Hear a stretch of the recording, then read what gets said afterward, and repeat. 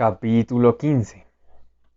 El personal del Hospital de Moribundos de Parkland estaba constituido por 172 deltas divididos en grupos Bokanovsky de 84 hembras pelirrojas y 72 mellizos varones, dolococéfalos y morenos. A las 6 de la tarde, cuando terminaba su jornada de trabajo, los dos grupos se reunían en el vestíbulo del hospital y el subadministrador delegado les distribuía su ración de soma. Al salir del elevador, el salvaje se encontró en medio de ellos, pero su mente estaba ausente. Se hallaba con la muerte, con su dolor, con su remordimiento. Maquinalmente, sin tener conciencia de lo que hacía, empezó a abrirse paso a codazos entre la muchedumbre. ¿A qué empujas? ¿A dónde figura que vas?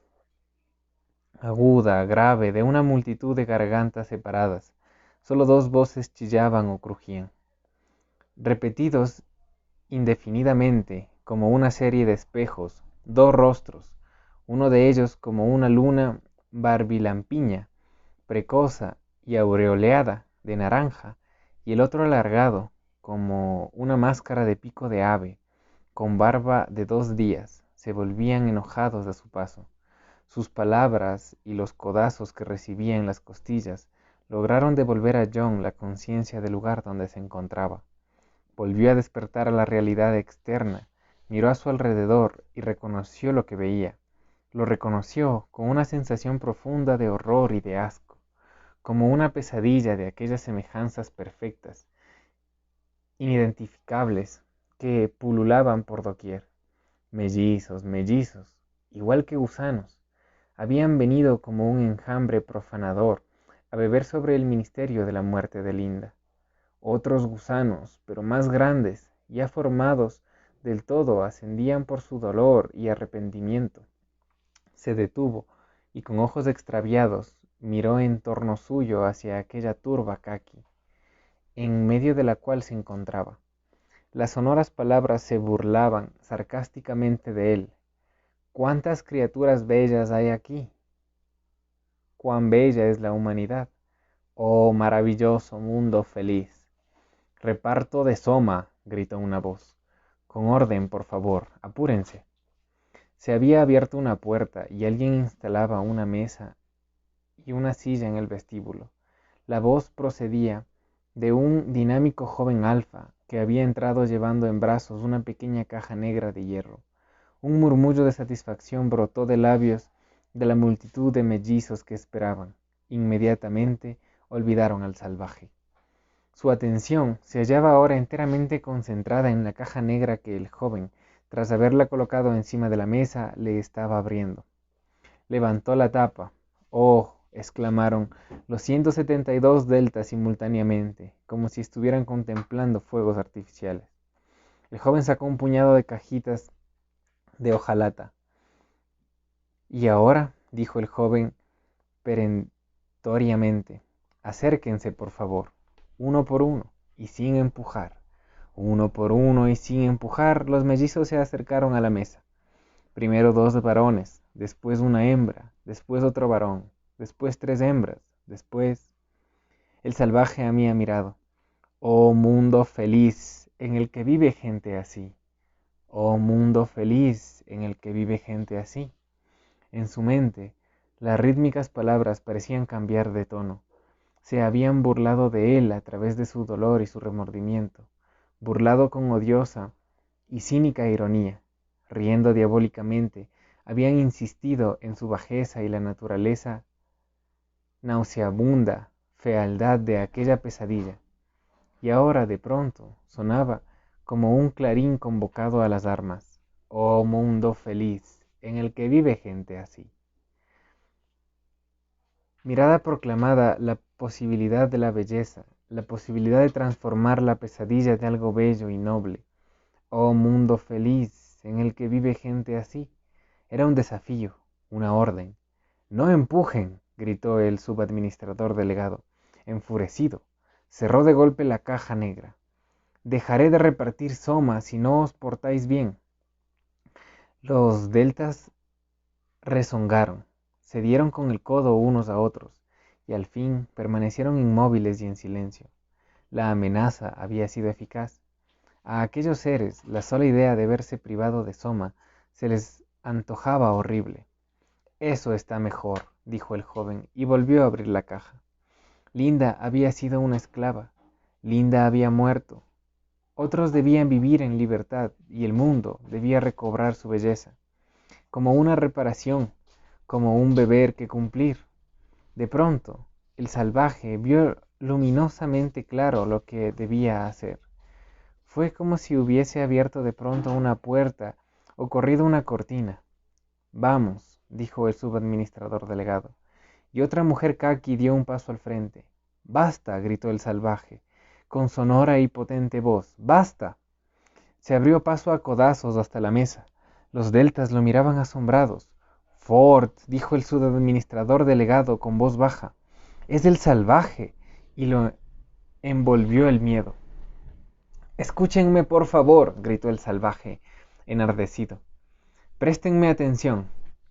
Nunca había hablado en público hasta entonces, y le resultaba difícil expresar lo que quería decir. No tomen esta sustancia horrible. Es veneno. ¡Veneno! Bueno, señor salvaje, dijo el subadministrador delegado, sonriendo amistosamente, ¿le importaría que es un veneno, tanto para el cuerpo como para el alma? Está bien, pero tenga la bondad de permitirme que siga con el reparto. Sea un buen muchacho. ¡Jamás! Gritó el salvaje. Pero oiga, amigo, tire inmediatamente ese horrible veneno. Las palabras tire inmediatamente se abrieron paso a través de las capas de incomprensión de los deltas hasta alcanzar su conciencia.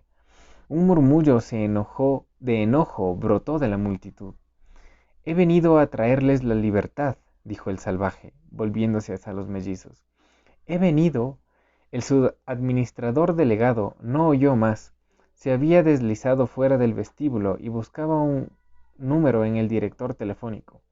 No está en sus habitaciones, resumió Bernard, ni en las mías ni en las tuyas, ni en el Aporrotaleum, ni en el centro o en la universidad. ¿A dónde pudo haber ido? Helmont se encogió de hombros.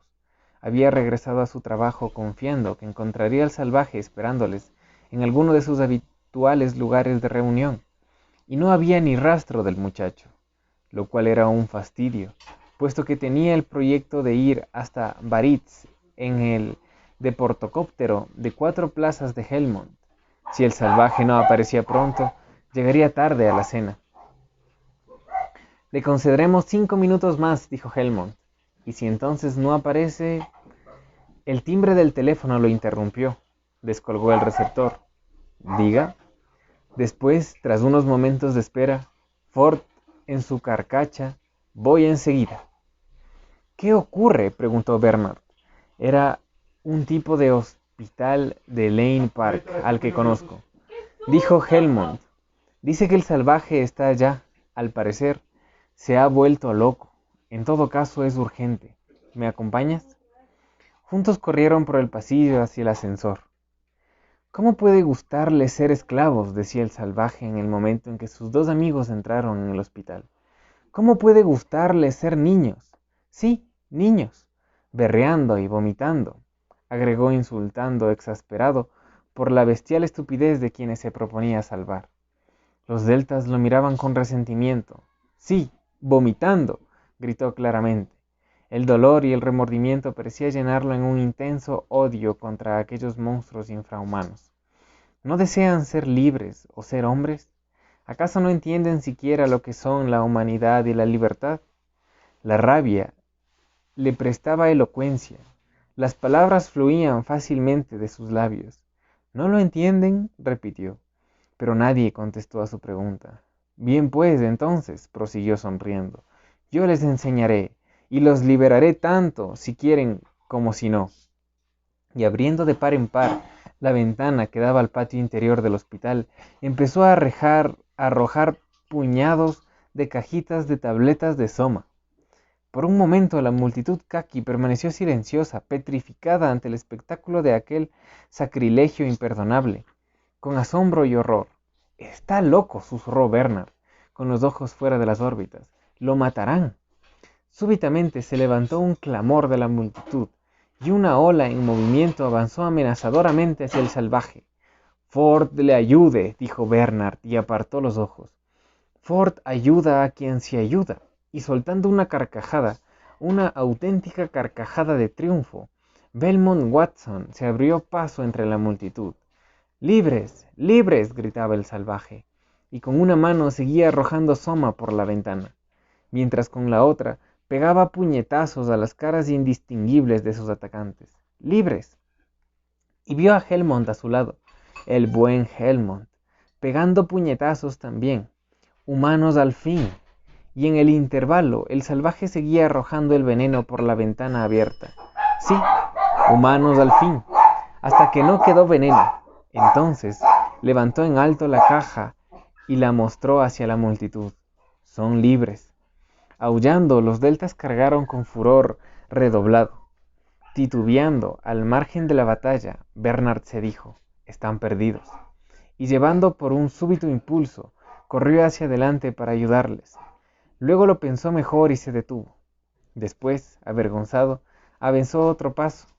De nuevo cambió de parecer y se detuvo, en una agonía de indecisión humillante. Estaba pensado que sus amigos podían morir asesinados si él no lo ayudaba, pero que también él podía morir si los ayudaba. Cuando, alabado sea Ford, hizo irrupción la policía con las máscaras puestas, que les daban el aspecto estrafalario y más bien repulsivo de unos cerdos de ojos saltones, entró corriendo la policía. Bernard corrió a su encuentro, agitando los brazos. Aquello era actuar. ¡Hacer algo! Gritó. ¡Socorro! Varias veces, cada vez más fuerte, como para hacerse la ilusión de que ayudaba en algo. ¡Socorro! ¡Socorro!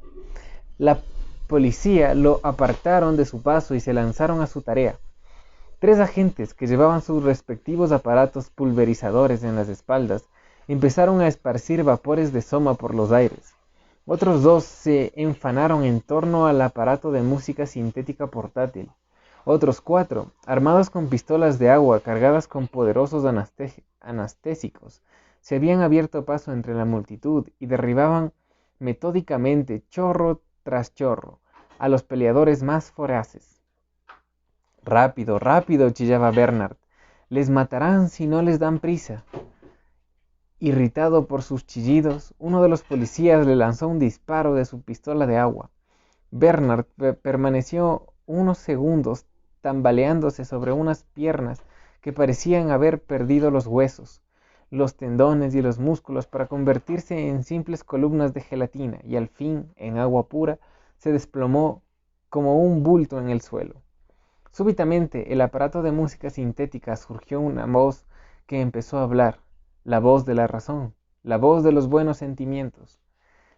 El rollo de pista sonora soltaba su discurso sintético antimitones, número 2, segundo grado.